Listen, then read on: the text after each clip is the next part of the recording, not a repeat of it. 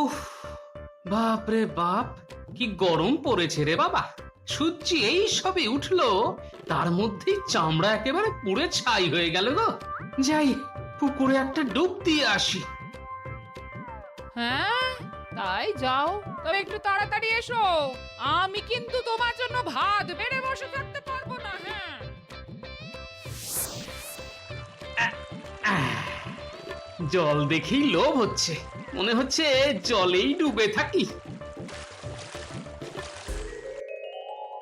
আচ্ছা লোক তো, গেছে তো গেছেই, ফেরার নাম নেই। এদিকে ভাত জুড়িয়ে গেল যে।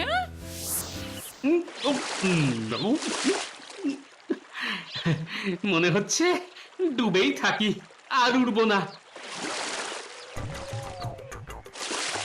জলে ডুব দিয়ে কতক্ষণ থাকবে? দেখাচ্ছি মজা। হ্যাঁ, আচ্ছা আচ্ছা, আমাকে দেখেই জলে আবার ডুব না? দেখি দেখি লোকটা কতক্ষণ ডুবে থাকে, উঠতে তো হবে নাকি? এই এই আর একবার যদি ডুব দাও তো এই তোমার মাথায় ভাঙবো। হ্যাঁ, সাধ করে কি বসে আছি গিন্নি? আহা, কি শান্তি। নাকে শিকনি নিয়ে হ্যাঁচো হ্যাঁচো করলে কিন্তু আমায় দেখো না, আমি বাবু তোমার সেবা করতে পারবো না। আরে না রে বাবা, কিছুই হবে না। আহা, শরীরটা একেবারে জুড়িয়ে গেল গো। আহ, কি শান্তি।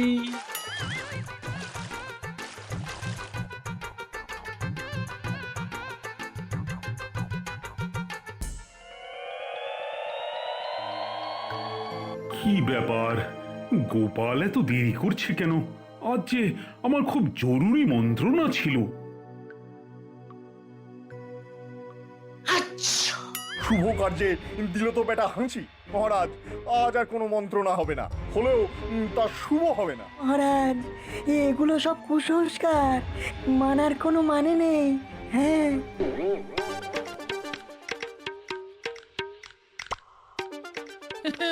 মুখে মারিতং জগতং, আমার কিছু হবে না। কিবির কিবির, এখন নাক ভর্তি সর্দি নিয়ে সারাদিন হ্যাঁচো আর হ্যাঁচো। মরণ হচ্ছে আমার। ঘরের কাজ ফেলে এখন সর্দি সামলাও। এমনিতেই মানুষটার বয়স হয়ে গেছে, কঠিন অসুখ না বাঁধিয়ে বসে। হ্যাঁ, বিছানায় একবার পড়ে গেলে কে সেবা করবে? আমি পারবো না বাবা, সেবা করতে পারবো না। কিন্তু যদি ভালো মন্দ কিছু হয়ে যায়, ইস, কি আজে বাজে কথা ভাবছি। মানুষটা এত বোকা যে জলে ডুবে থাকার কি বিপদ তা জানেই না। কপাল কপাল, সবই আমার কপাল। বোকা লোকের সঙ্গে ঘর করার যে কি মরণ, সে শুধু আমি জানি।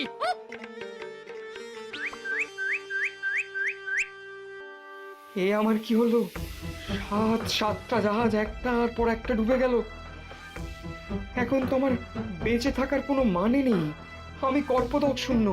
একমাত্র উপায়, যদি কৃষ্ণনগরের রাজা নির্দিষ্ট সময়ের মধ্যে কিছু স্বর্ণমুদ্রা আমাকে এনে দিতে পারে। কিন্তু পথ যে দুর্গম। চোর ডাকাতের ডেরা পার হয়ে কে আসবে এখানে?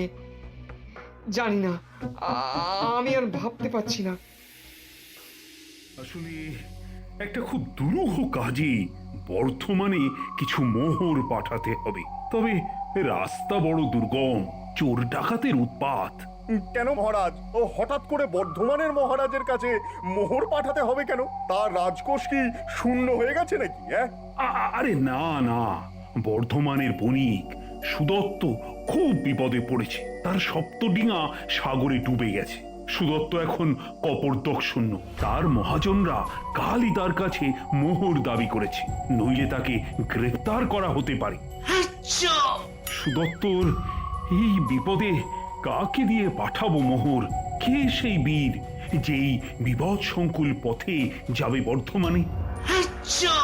ভালো কাজে লোক পাঠানো হবে, তাতে হাঁচি দিল গোপাল।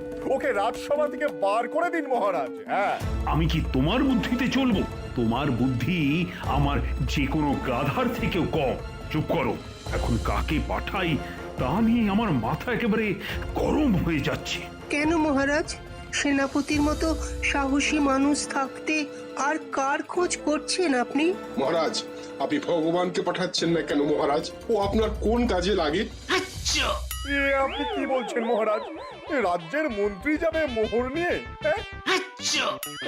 একটা কথা বলি মহারাজ, মানে বলছি ডাকাতের হাতে যদি আমার মৃত্যু হয় তবে যে রাজ্য মন্ত্রী হারা হয়ে যাবে। মানে মন্ত্রী ছাড়া রাজ্য কি চলবে? কে আপনাকে বুদ্ধি দিয়ে সাহায্য করবে মহারাজ? আচ্ছা। দেখলেন দেখলেন মহারাজ, প্রতিটি কথায় কেমন হাঁচি দিচ্ছে গোপাল। এটাই যদি ওর কাজ হয় তবে ওকেই পাঠান না।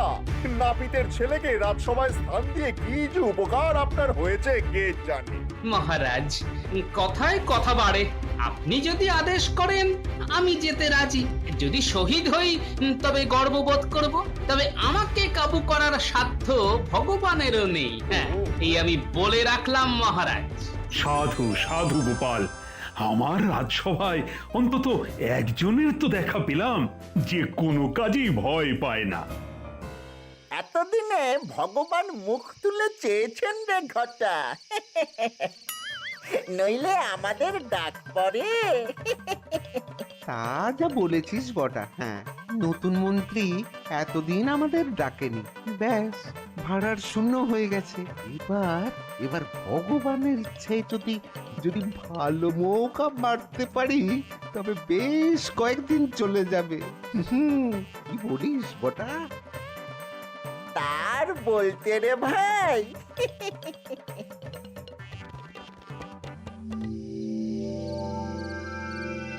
বুঝলে গিন্নি, সবাই আমাকে বোকা বলে মনে করে, কিন্তু রাজা মশাই এমন একটা কাজ দিয়েছেন যেখানে বুদ্ধি আর সাহস দুটোই লাগে। কি কাজ গো? হুম, তা এখন বলা যাবে না গিন্নি, আগে ফিরে আসি তারপর বলবো। বাবা, আজ সকালে না হয় একটু বেশি কথা শুনিয়েছি। তা কি তোমার ভালোর জন্যই তো নাকি? সেই রাগ এখনো পুষে রেখেছো? আর কিছু বলবো না বাবা, যাও। আরে না না, তা হতে যাবে কেন? কি মুশকিল? তাহলে বলো কোথায় যাচ্ছ? হ্যাঁ, কি মুশকিল? আরে বাবা, বলা গেলে কি আর বলতাম না? বলবে না তো? ঠিক আছে, আমি কালই ভাইয়ের কাছে চলে যাচ্ছি। হ্যাঁ, আচ্ছা আচ্ছা আচ্ছা, বলছি। শোনো। শোন, এবারের কাজ কিন্তু বেশ কঠিন। উতরে দিলে বকরা দুজনেই পাবি, তবে কাজটা একজনের। মনে হচ্ছে বটাকে দিয়েই কাজটা হবে। ওর চেহারাটা বেশ নরম নরম, তবে ছদ্মবেশ নিতে হবে। দাঁড়ি গোপ লাগিয়ে বণিক সাজতে হবে। ঘরের ওদিকে দেখ, বণিকের পোশাক রাখা আছে, বটার গায়ে হয়ে যাবে। সে তো না হয় হলো, কিন্তু কাজটা কি সেটা তো আগে বলবেন। বলছি, আগে কাছে আয়, কানে কানে বলি। খুব গোপনে করতে হবে কিন্তু, বুঝলি?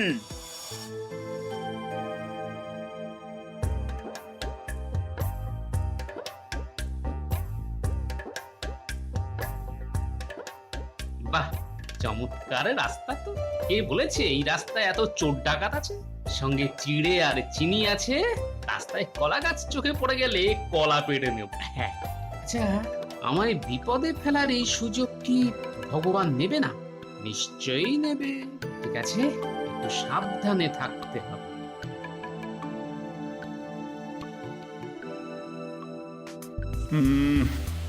গোপালের জন্য ভারী দুশ্চিন্তা হচ্ছে। চোর ডাকাতের হাত থেকে ওই রাস্তায় কেউ আজ অব্দি রেহাই পায়নি। তা গোপাল কি পারবে? পারবে না যে তা তো আপনি ভালো করেই জানেন মহারাজ। না পারলে কি হবে? বড় জোর সহস্র মোহর চুরি যাবে। এ তো মহারাজের কাছে সামান্য অর্থ। এ তুমি কি বলছো মন্ত্রী? গোপাল তোমার সহকর্মী, তার জন্য তোমার চিন্তা হচ্ছে না? চিন্তা কেন হবে? চিন্তা কেন হবে? ওকে তো আপনি জোর করে পাঠাননি।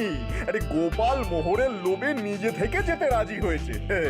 আমার তো সেখানেই চিন্তা, গোপাল ওই মোহর নিয়ে লোপাট না হয়ে যায়।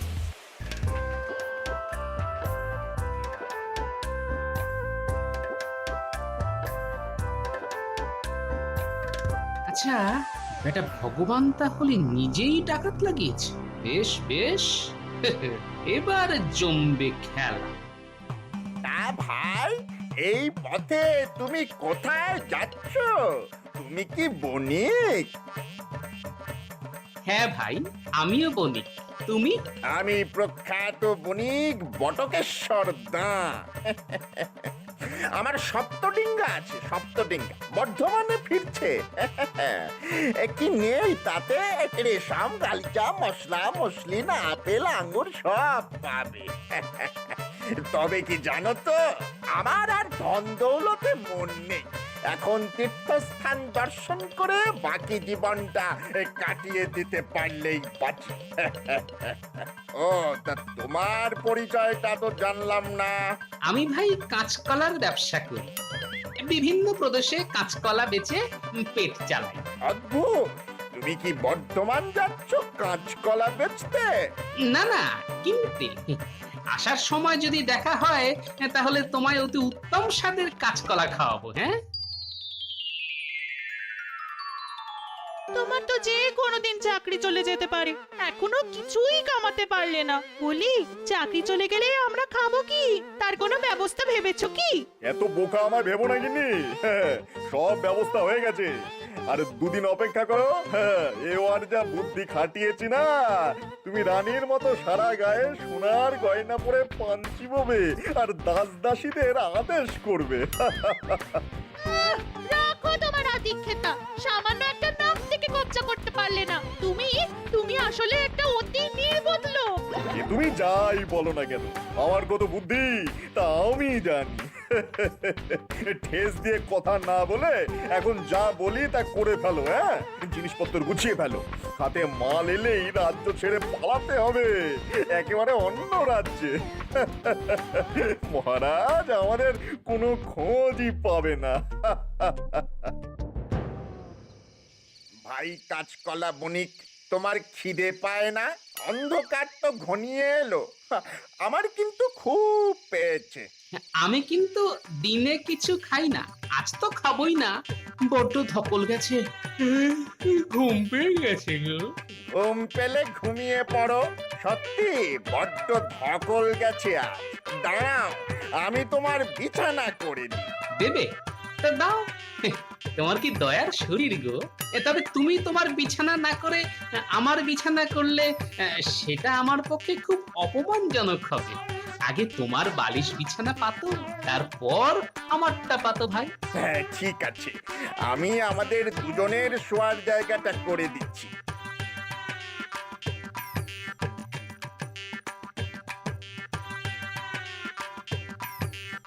শোনো, তুমি ঘুমিয়ে পড়ো, আমি ওই পুকুর থেকে চিড়ে ধুয়ে আনি।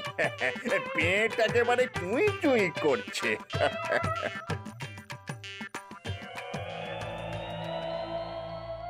সেই কখন বেরিয়েছে গো লোকটা?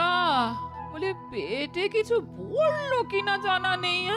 জঙ্গলের রাস্তায় যে একটু ফলমূল পেড়ে খাবে সে বুদ্ধিতেও তো কুলোবে না।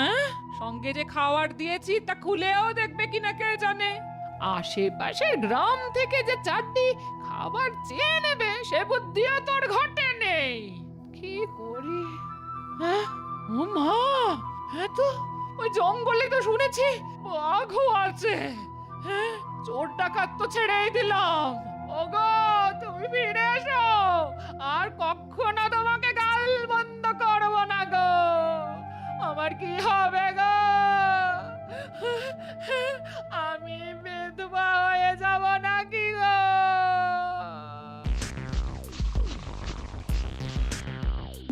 কি আশ্চর্য, নেই কোথাও তো নেই। তাহলে গেল কোথায়? ভোজবাজির মতো উবে গেল নাকি? এই লোকটাকে জাদুকর, দেখি কোনো গাছের ডালে ঝুলিয়ে রেখেছে কিনা।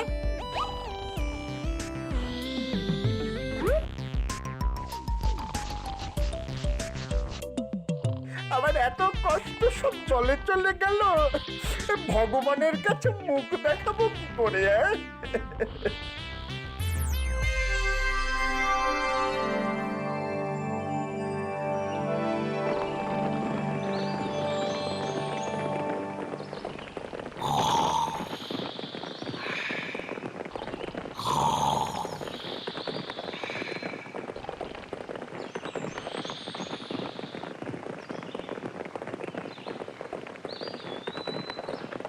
মহাশয়দের দেখে অভিজাত বণিকের দল মনে হচ্ছে।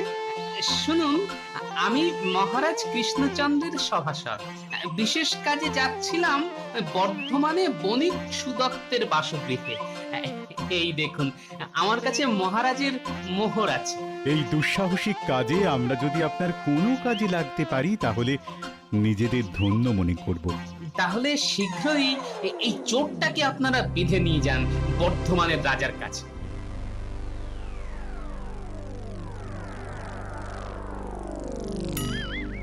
মহাশয়, আপনার ধনরত্ন কিছু চুরি যায়নি তো?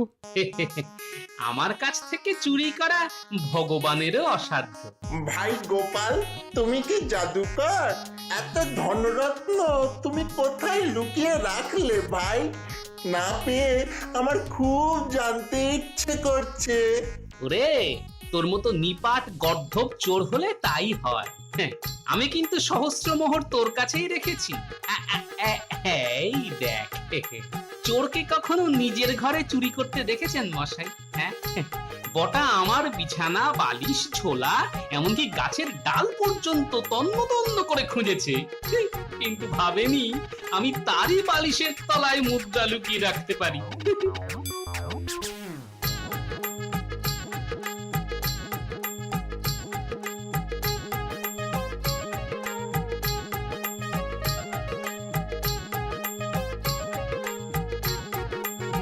আপনার মতো বুদ্ধিমান সভাসদ পাওয়া মহারাজ কৃষ্ণচন্দ্রের সৌভাগ্য। তাকে আমার সশ্রদ্ধ প্রণাম জানাবেন। আপনি সত্যি বুদ্ধির জাদুকরই বটে। এই চোরটাকে আগে ধরে নিয়ে যান, 70 কারাগারে নিক্ষেপ করুন। আপনাদের অশেষ ধন্যবাদ। যাত্রা শুভ হোক। আমি চললাম আমার কাজে।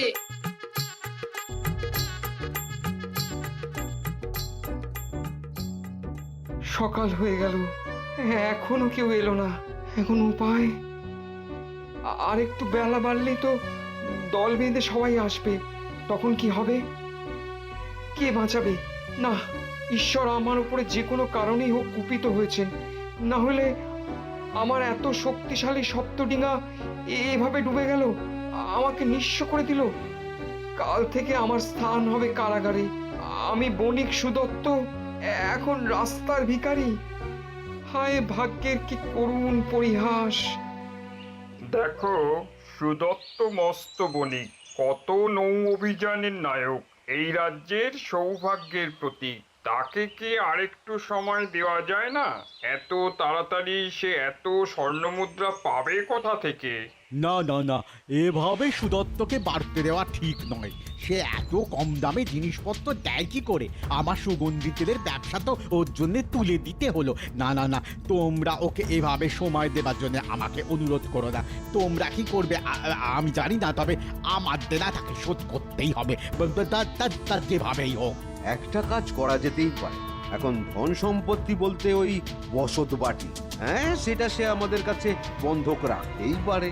যখন ও দেনা মিটিয়ে দেবে তখন ওই সুদে আসলে হিসেব নিকেশ করে যা হোক একটা মীমাংসায় আসা যেতে পারে। তোমার লোক কিছুতেই মিটবে না। এত ধন সম্পদ তুমি রেখে যাবে কার জন্যে? কিনকুলে তো কেউই নেই। টাকা একটা নেশা ভায়া, টাকা একটা নেশা। টাকা ছাড়া আমি আর কিছুই ভাবতে পারি না, বুঝেছো? মাঝে মাঝে বেশি রাতে যখন কেউ থাকে না, তখন ওই মোহরগুলো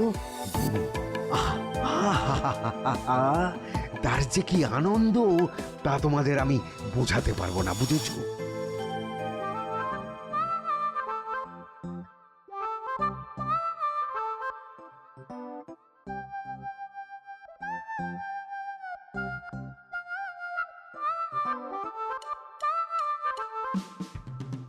বাহ, এ তো চমৎকার নগর।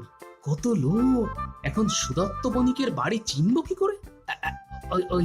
ওই যে একজন আসছে, ওকেই জিজ্ঞেস করি। মহাশয় নিশ্চয়ই এই নগরের বাসিন্দা? আগে হ্যাঁ, তা আপনি কি এই নগরে প্রথম এলেন? কাউকে খুঁজছেন নাকি? আগে হ্যাঁ, আমি বণিক সুদত্ত মশাইয়ের বসত বাটি খুঁজছিলাম। তা আপনি কি জানেন তিনি কোথায় থাকেন? আরে, তার বাড়ি চেনে না এমন লোক এখানে কেউ নেই। এই যে, সেটাই তার বাড়ি। ধন্যবাদ ভাই। না, আর কোনো আশা নেই। রাজা কৃষ্ণচন্দ্রের কাছ থেকে যার সাহায্য আসার কথা ছিল সে তো এলো না। তাকে হয়তো ডাকাত মেরেই ফেলেছে। প্রভু, ওই কৃষ্ণনগরের রাজার কাছ থেকে একজন আপনার সঙ্গে দেখা করতে এসেছে। এসেছে এসেছে তাকে তাকে ওপরে নিয়ে এসো। ভগবান মুখ তুলে চেয়েছেন।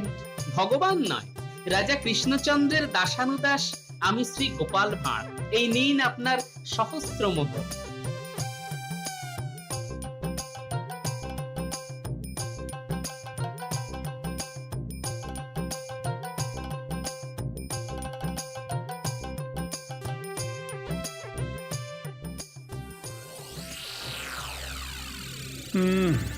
গোপালের গোপালের তো এতক্ষণে চলে আসার কথা না।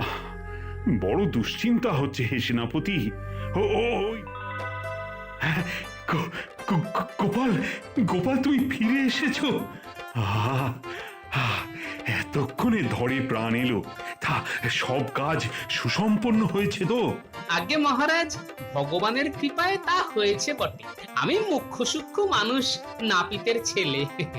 তবে একটা কথা মানি, বুদ্ধিং যস্য বলং তস্য। জয় জয় গোপালের জয়। তোমাকে আটকানো ভগবানেরও অসাধ্য।